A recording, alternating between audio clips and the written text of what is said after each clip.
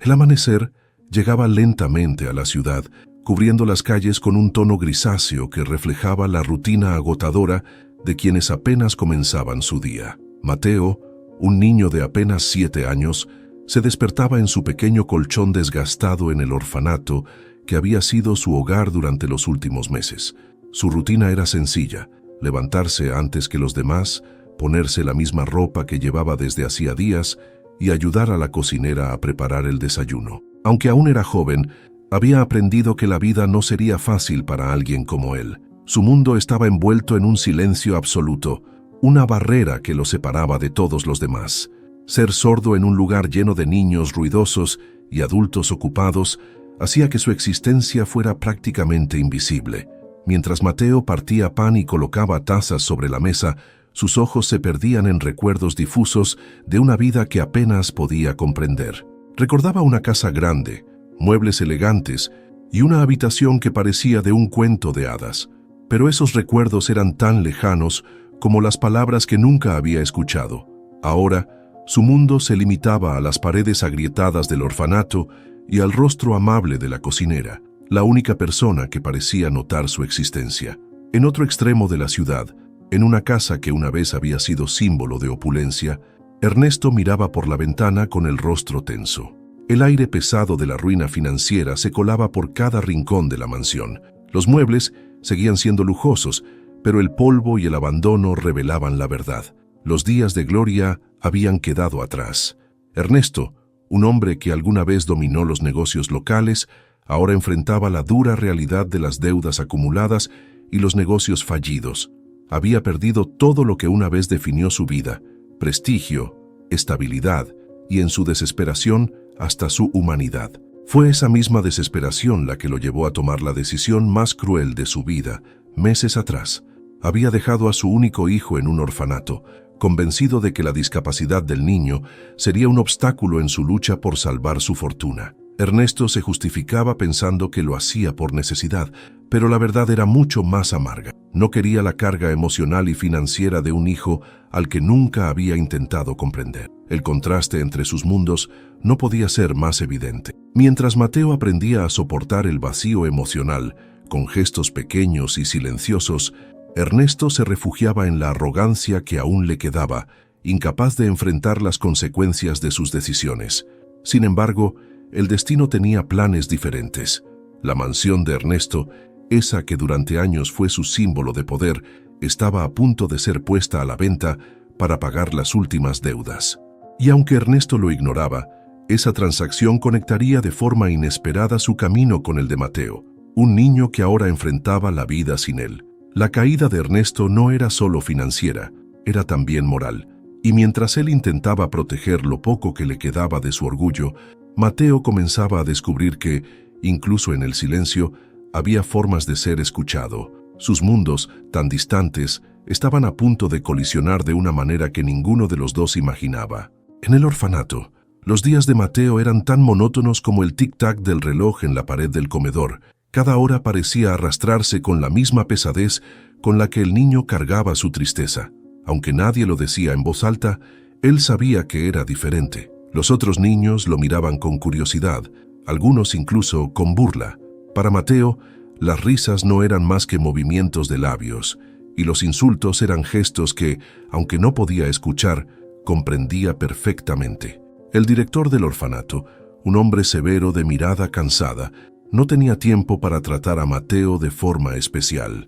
Para él, el niño sordo era una complicación más en una lista interminable de problemas: la falta de fondos, el deterioro del edificio y las quejas constantes de los vecinos. «Haz lo mejor que puedas», le había dicho una vez al niño en un tono indiferente, como si eso bastara para darle herramientas para sobrevivir. Sin embargo, había alguien que veía más allá del silencio de Mateo. La cocinera del orfanato, doña Clara, era una mujer de mediana edad con manos ásperas y un corazón amable. A menudo le dejaba pequeñas tareas para que se sintiera útil, como cortar el pan o recoger las verduras del huerto. «No necesitas palabras para ser importante, Mateo», le decía con una sonrisa mientras le daba una palmadita en el hombro. Para Mateo, esas pequeñas atenciones eran como un rayo de sol en días nublados. A pesar de los gestos amables de doña Clara, El niño seguía enfrentando un aislamiento profundo. Las noches eran las peores. En la oscuridad de su habitación compartida, escuchaba, o más bien sentía, los movimientos inquietos de los otros niños. Sus propios pensamientos lo atormentaban. ¿Por qué su padre lo había dejado allí? ¿Qué había hecho mal? A menudo se aferraba al borde del colchón, tratando de recordar detalles del rostro de su padre, como si eso le diera alguna respuesta. Un día, mientras los niños jugaban en el patio, una profesora nueva llegó al orfanato. La señorita Laura era joven, con una energía que contrastaba con la atmósfera opresiva del lugar. Llevaba consigo una carpeta llena de documentos y un cuaderno de dibujo. Mateo la observó desde una esquina del patio, curioso pero cauteloso. Para su sorpresa, la profesora se dirigió directamente hacia él. «Hola, Mateo», dijo, inclinándose para mirarlo a los ojos. Aunque sabía que el niño no podía oírla, su tono era cálido. Sacó una hoja de papel y comenzó a dibujar algo sencillo, un sol y un niño sonriente. Luego le entregó el dibujo.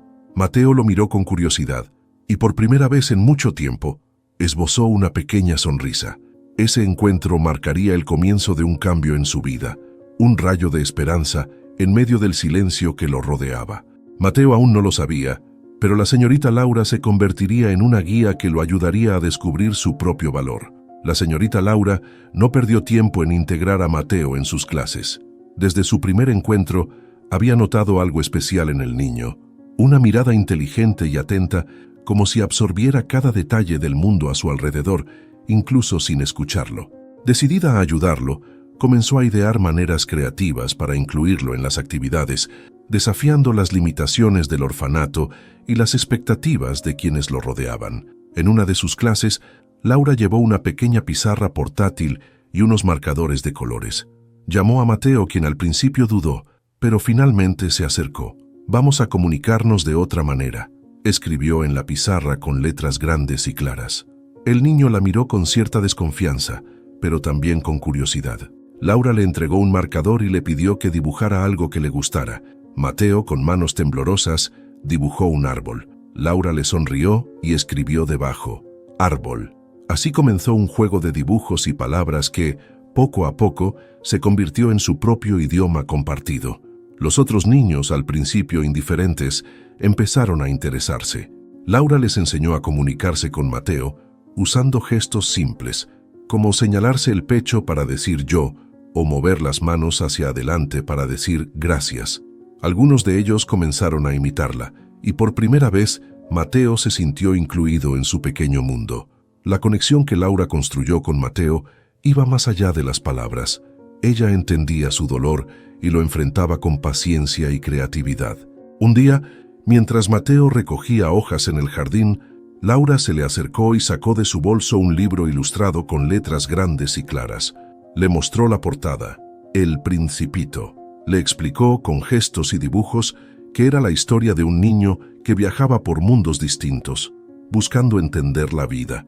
Mateo se interesó de inmediato, y aunque no podía leer las palabras, Laura se las mostraba con dibujos y gestos, dándole significado. Con el tiempo, Mateo comenzó a usar la pizarra y los dibujos como una forma de expresar lo que sentía. En una ocasión, dibujó una figura pequeña, con cabello corto, y al lado, un hombre grande con un traje. Laura entendió de inmediato. Era un recuerdo de su padre. Aunque no podía borrar la herida que el abandono había dejado, le mostró que el pasado no definía lo que él podía llegar a ser. El impacto de Laura en la vida de Mateo no pasó desapercibido. Doña Clara, quien siempre había cuidado de Mateo a su manera, le agradeció en privado. «Ese niño ha pasado por tanto», le dijo, con ojos brillantes, «y usted le está devolviendo algo que pensábamos perdido, esperanza». Mateo, aunque seguía enfrentando sus silencios, comenzaba a descubrir que no estaba solo. La atención de Laura y el apoyo de quienes empezaban a rodearlo eran pequeñas luces que iluminaban el camino hacia un futuro que aún no podía imaginar, pero que empezaba a sentir posible. El invierno llegó al orfanato con su característico frío, pero algo en la vida de Mateo empezaba a cambiar. Gracias al esfuerzo de la señorita Laura, la directora del orfanato permitió que Mateo asistiera a actividades extracurriculares organizadas por una familia de la comunidad, los Hernández. Esta familia, aunque humilde, era conocida por su bondad y por organizar talleres para niños en situación vulnerable. Cuando le informaron a Mateo que pasaría las tardes en casa de los Hernández, su reacción fue una mezcla de confusión y nerviosismo. Era la primera vez que saldría del orfanato para algo más que una visita médica. La tarde de su llegada, Mateo fue recibido por la cálida sonrisa de Rosa Hernández, una mujer de cabello recogido y manos trabajadoras. Rosa, con el cuidado propio de una madre, lo guió hacia el comedor de la casa, donde un grupo de niños estaba sentado alrededor de una mesa llena de papeles y lápices de colores. «Bienvenido, Mateo», dijo Rosa, mientras le ofrecía un lugar junto a los demás.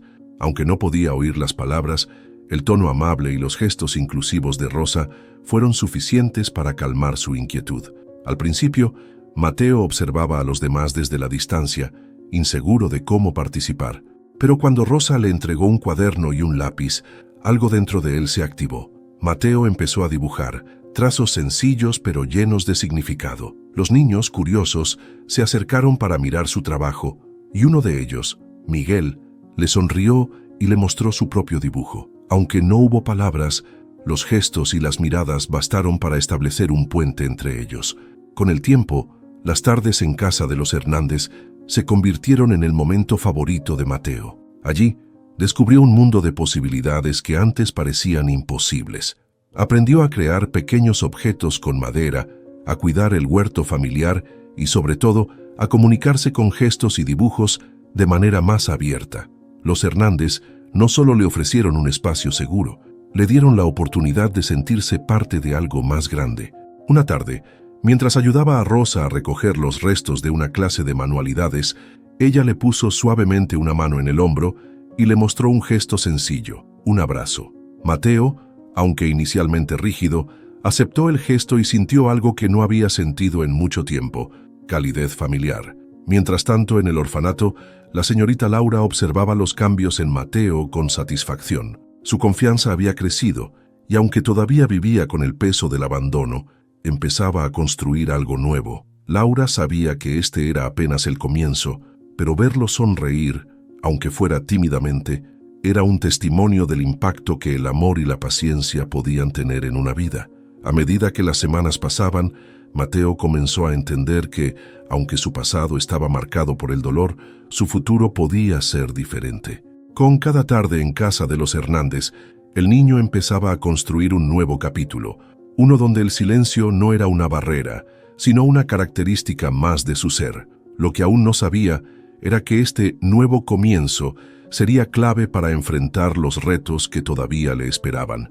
Los años pasaron, y Mateo dejó de ser el niño retraído y tímido que había llegado al orfanato. Su adolescencia estuvo marcada por las tardes en casa de los Hernández y por la guía constante de la señorita Laura, quienes lo ayudaron a descubrir su potencial. Aunque el silencio seguía siendo su constante compañero, Mateo había aprendido a comunicarse con gestos, dibujos y, lo más importante, con acciones.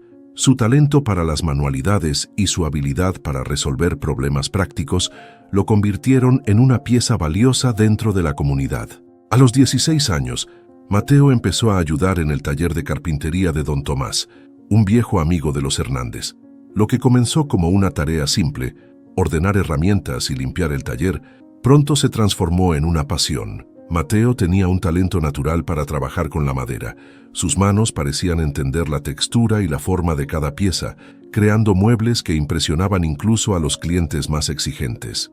Don Tomás, aunque era un hombre de pocas palabras, notó rápidamente la dedicación de Mateo. Una tarde, mientras trabajaban en un encargo importante, le entregó al joven una caja de herramientas nueva. Mateo, sorprendido, lo miró con ojos llenos de gratitud. Don Tomás solo le hizo un gesto con la cabeza como diciendo: «Te lo ganaste».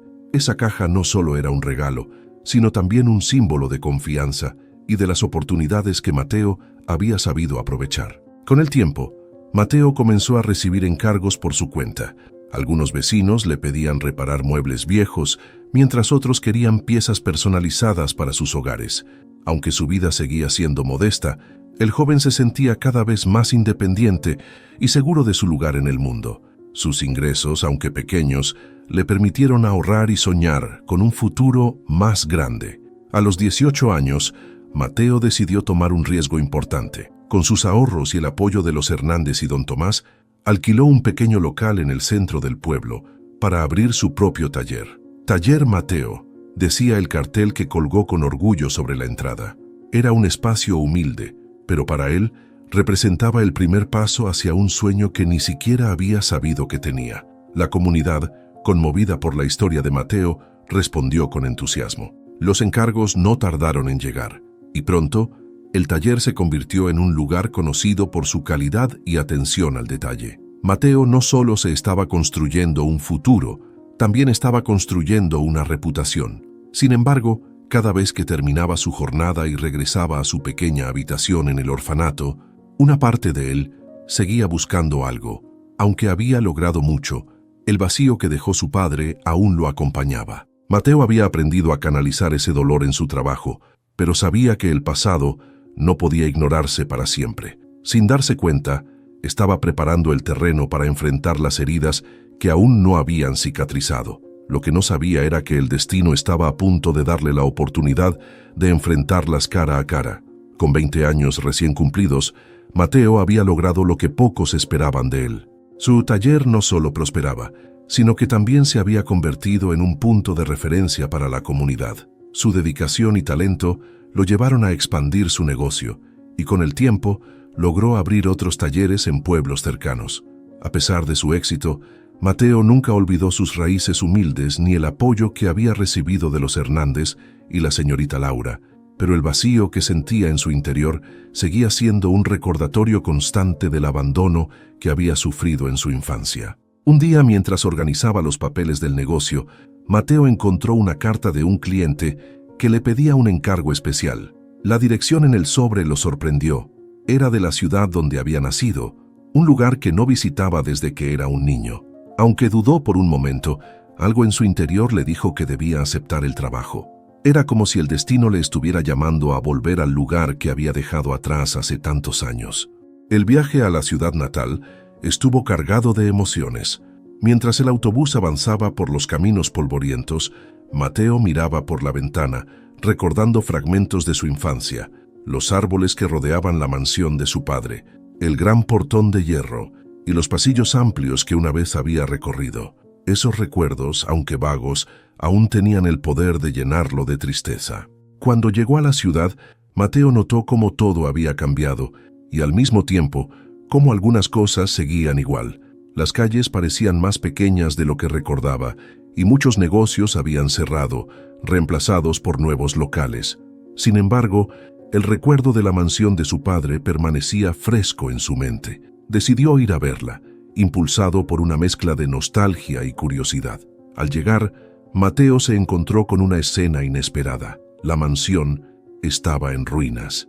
Las ventanas rotas y las paredes descascaradas contaban la historia de años de abandono. Un cartel de «Se vende» colgaba en la entrada, mostrando que lo que alguna vez fue un símbolo de riqueza y poder había caído en desgracia. Mateo se quedó inmóvil frente al portón, observando el lugar que había definido tanto de su pasado. Fue entonces cuando supo lo que debía hacer. Mateo investigó y descubrió que la mansión estaba siendo vendida por una agencia inmobiliaria debido a las deudas acumuladas de su padre. Aunque el precio era elevado, sus años de trabajo, combinados con el apoyo financiero de los Hernández y un préstamo de la comunidad, le habían dado la capacidad de comprarla. Sin pensarlo demasiado, hizo la oferta, y en cuestión de días, la mansión que una vez lo había visto partir, ahora era suya. Con las llaves en la mano, Mateo caminó por los pasillos vacíos de la casa. Cada rincón le traía un recuerdo: su antigua habitación, el comedor donde solía comer solo y el estudio de su padre, siempre cerrado para él. Pero ahora, esa casa no era solo un recuerdo, era una oportunidad. Mateo no solo había regresado a la ciudad donde todo comenzó, sino que también estaba a punto de enfrentarse al hombre que lo había dejado atrás. La noticia de que Mateo había comprado la mansión no tardó en recorrer el pequeño círculo social de la ciudad. Algunos la recibieron con asombro, mientras que otros con curiosidad. Entre esos rumores llegó a oídos de Ernesto, el hombre que había sido su padre. Ahora un hombre envejecido y marcado por los años, Ernesto vivía en un modesto apartamento alquilado en el centro de la ciudad. La caída de su fortuna lo había obligado a vivir de manera austera, dependiendo de trabajos eventuales y de la caridad de algunos viejos amigos. Cuando Ernesto escuchó que la mansión que había perdido estaba ahora en manos de un joven empresario, no tardó en investigar quién era. Al enterarse de que se trataba de Mateo, su hijo, quedó paralizado. Los recuerdos del abandono que había cometido regresaron con fuerza, junto con una mezcla de vergüenza y curiosidad. Durante años, había evitado pensar en el niño que dejó atrás, convenciéndose de que lo había hecho por necesidad, pero ahora, enfrentarse a la realidad de su regreso lo llenaba de inquietud. Mateo, por su parte, había planeado cuidadosamente su próximo paso. No tenía intención de actuar impulsivamente ni de dejarse llevar por el rencor. Sabía que tarde o temprano Ernesto lo buscaría y estaba listo para ese momento. Cuando finalmente recibió una carta de su padre, escrita a mano con palabras torpes, supo que había llegado el momento de enfrentarlo. La reunión se organizó en la mansión, un lugar cargado de significado para ambos. Mateo, ahora un hombre seguro y exitoso, esperaba en el antiguo salón principal. Había mandado restaurar algunos muebles y limpiar el espacio, pero aún conservaba el aspecto desolado de los años de abandono. Ernesto llegó puntualmente, vestido con ropa sencilla, visiblemente incómodo al entrar en el lugar que una vez había sido suyo. Cuando sus ojos se encontraron, el silencio llenó la habitación, un silencio que decía más que cualquier palabra. Ernesto, con las manos temblorosas, fue el primero en hablar. «Mateo», dijo con la voz entrecortada, «no sé por dónde empezar». Mateo lo miró con una expresión tranquila, pero sus ojos mostraban la profundidad de las heridas que aún llevaba. «Empiece por la verdad», dijo con firmeza, usando las palabras que había aprendido a pronunciar con esfuerzo y práctica. Ernesto tragó saliva y por primera vez en años se enfrentó a sus propios errores. Habló de las deudas, de la desesperación y del miedo que lo llevaron a tomar la decisión de dejar a Mateo en el orfanato. Intentó justificarlo, pero a medida que avanzaba, su voz se quebró. «No hay excusa para lo que hice», admitió finalmente. «Fui un cobarde». Mateo escuchó en silencio, dejando que Ernesto terminara. Cuando lo hizo, respiró hondo y respondió con palabras que parecían pesar toneladas. «No busco una disculpa. Lo que quiero es entender por qué me dejaste, y quiero que entiendas lo que tu decisión hizo conmigo». El encuentro fue intenso, lleno de emociones contenidas durante años. Pero Mateo, lejos de buscar venganza, mostró una madurez que sorprendió a Ernesto. No estaba allí para humillar a su padre, sino para cerrar un capítulo de su vida. Mientras Ernesto lloraba en silencio, Mateo supo que, aunque las heridas no sanarían de inmediato, había dado el primer paso hacia el perdón. Después del tenso encuentro en el salón principal, el silencio envolvió la mansión como un manto pesado. Ernesto, aún sentado en la vieja silla que Mateo había mandado restaurar, mantenía la cabeza baja, sus manos temblando sobre sus rodillas. Mateo lo observaba desde el otro lado de la habitación, intentando procesar las palabras que acababa de escuchar. Era como si, por primera vez, el peso de su infancia estuviera siendo confrontado directamente. Yo nunca supe cómo ser tu padre», dijo Ernesto con voz rota, levantando la mirada para enfrentar a su hijo. «Cuando perdí todo, pensé que lo mejor era alejarte, que otro lugar podría darte algo que yo no podía. Pero fui un cobarde. Nunca debí haberte abandonado». Mateo respiró profundamente. Las emociones luchaban por salir, el enojo, la tristeza, pero también una inesperada sensación de alivio. «Yo crecí sin entender por qué me dejaste», dijo con calma, sus palabras cuidadosamente articuladas. «Siempre pensé que había algo mal en mí, que mi discapacidad era la razón, que no era suficiente». Ernesto cerró los ojos como si esas palabras lo atravesaran. «Nunca fue tu culpa», murmuró. «Fue mi incapacidad para enfrentar mis propios errores». Hizo una pausa y con un tono más inseguro añadió: «Quiero cambiar, Mateo, pero no sé si puedo hacerlo solo. Tal vez podrías darme una oportunidad para demostrarlo». Mateo permaneció en silencio por un momento, dejando que las palabras de Ernesto se asentaran. Había imaginado este momento muchas veces en su cabeza, pero nunca había esperado sentir tanta compasión. «No puedo cambiar lo que pasó», dijo finalmente, el dolor que sentí, pero tampoco puedo cargar con ese peso para siempre. Estoy aquí porque quiero dejarlo atrás. Ernesto levantó la vista sorprendido. ¿Me estás diciendo que me perdonas? Mateo tomó una pizarra que había preparado con anticipación. Escribió con cuidado. No es solo por ti, es por mí. Llevar este rencor solo me ha mantenido atrapado en el pasado. Quiero liberarme. Luego le mostró el mensaje a Ernesto, quien lo leyó con ojos llenos de emoción. Quiero construir algo mejor, algo diferente. Ernesto asintió lentamente, sus ojos llenos de lágrimas. No merezco tu perdón, pero te lo agradezco. Si pudiera retroceder el tiempo, haría todo diferente, pero sé que eso no es posible. Mateo se levantó y caminó hacia la ventana, mirando los terrenos descuidados de la mansión. Quizás no podemos cambiar el pasado, dijo, pero podemos decidir qué hacemos con el futuro. Se giró hacia su padre. Quiero transformar este lugar. Quiero que sea algo que sirva a otros, algo que dé esperanza, algo que yo necesitaba cuando era niño. Ernesto lo miró impresionado por la madurez de su hijo. ¿Cómo puedo ayudarte?, preguntó, con un atisbo de humildad que antes no existía en su voz. Mateo lo observó por un momento antes de responder. Empieza ayudándote a ti mismo. Deja de vivir en el arrepentimiento y encuentra una manera de contribuir. Si quieres ser parte de esto, lo haré contigo, pero solo si estás dispuesto a cambiar. Ese día marcó un punto de inflexión para ambos. Ernesto, quebrado pero esperanzado, comenzó a imaginar un futuro diferente. Mateo, por su parte, dio el primer paso hacia la libertad emocional, dejando atrás el dolor que había cargado por tanto tiempo. Ambos sabían que el camino no sería fácil, pero estaban dispuestos a intentarlo. Los días que siguieron al encuentro entre Mateo y Ernesto marcaron el inicio de un proceso de transformación, no solo para la mansión que había simbolizado años de abandono, sino también para ambos. Mateo, con la determinación que lo había llevado al éxito, comenzó a ejecutar su plan para convertir la antigua residencia en un centro comunitario que brindara apoyo a niños con discapacidades y a jóvenes en situación vulnerable. La primera etapa fue limpiar y restaurar las áreas principales de la mansión. Mateo contrató un equipo de trabajadores locales, muchos de los cuales recordaban la opulencia del lugar en sus días de gloria.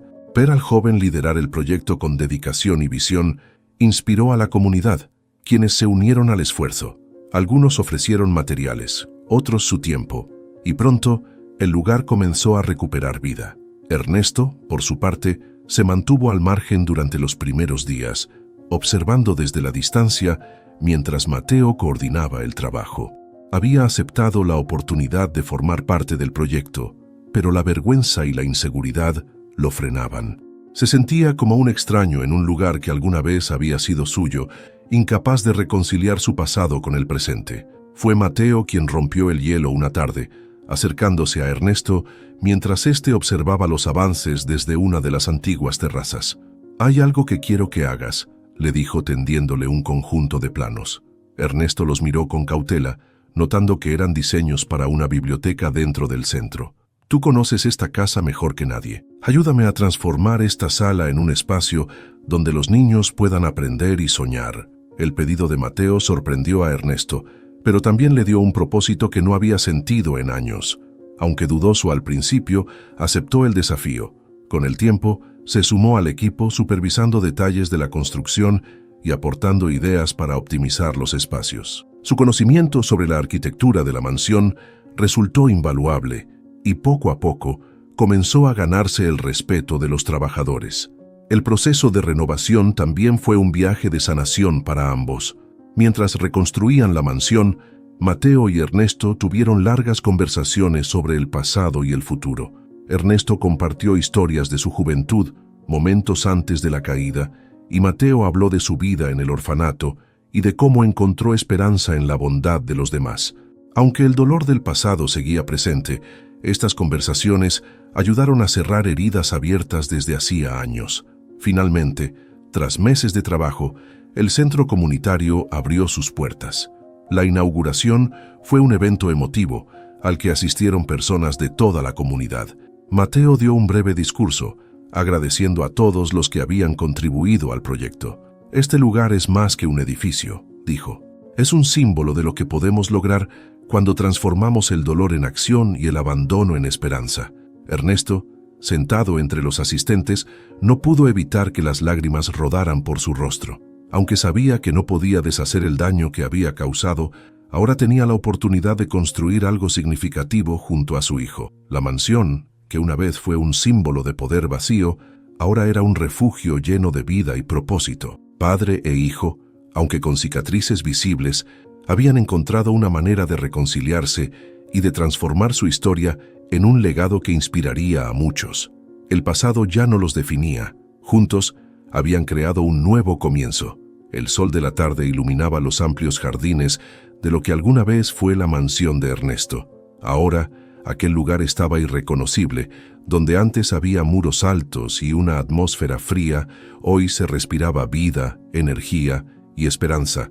Niños corrían por los pasillos renovados, sus risas llenaban el aire, y las aulas del centro comunitario estaban repletas de colores, libros y actividades. Lo que una vez representó el abandono y la caída, ahora era un símbolo de renacimiento. Mateo, de pie frente a la entrada, observaba la escena con una mezcla de orgullo y paz.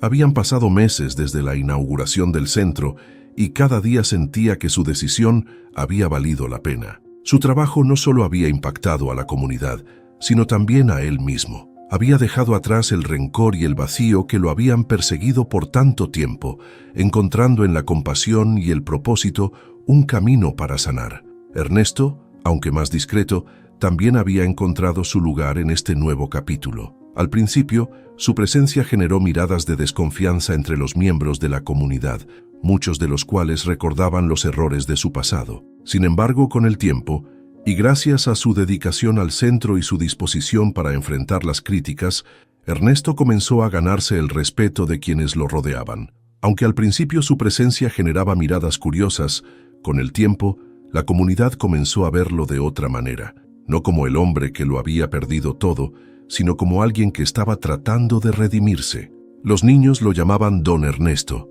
y muchos de ellos lo buscaban para escuchar sus historias y aprender de su experiencia. Una tarde, Mateo y Ernesto se sentaron juntos en un banco del jardín, bajo la sombra de un gran árbol que había sido plantado décadas atrás. Era un momento tranquilo, lejos del bullicio del centro, que les permitió reflexionar sobre lo que habían logrado. Ernesto, con voz serena, rompió el silencio. «Nunca pensé que llegaría a ver este lugar así, lleno de vida», dijo mientras miraba a los niños jugar. Mateo asintió, pero mantuvo su mirada en el horizonte. «Siempre supe que quería hacer algo importante, algo que marcara la diferencia. Solo que no imaginé que sería aquí, en esta casa». Hizo una pausa antes de añadir, «y menos contigo». Ernesto sonrió con tristeza, pero también con gratitud. «Yo tampoco lo imaginé, pero te agradezco que me hayas dado esta oportunidad. No sé si alguna vez podré compensarte por lo que hice, pero haré todo lo posible para no fallarte más». Mateo lo miró, sus ojos llenos de una calidez que Ernesto no recordaba haber visto antes. «No se trata de compensar el pasado, sino de construir algo juntos, aquí, ahora». El sol comenzó a ponerse, bañando el centro comunitario con una luz dorada. Padre e hijo permanecieron en silencio, compartiendo un momento que, aunque sencillo, estaba cargado de significado. Por primera vez en mucho tiempo, ambos sintieron que habían encontrado algo que les había sido esquivo por años. Paz.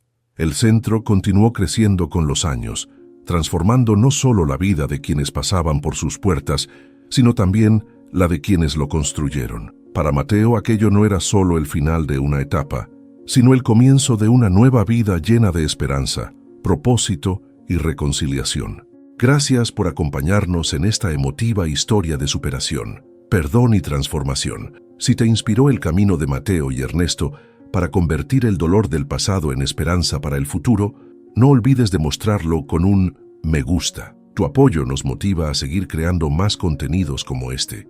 Además, comparte este video con tus amigos y familiares.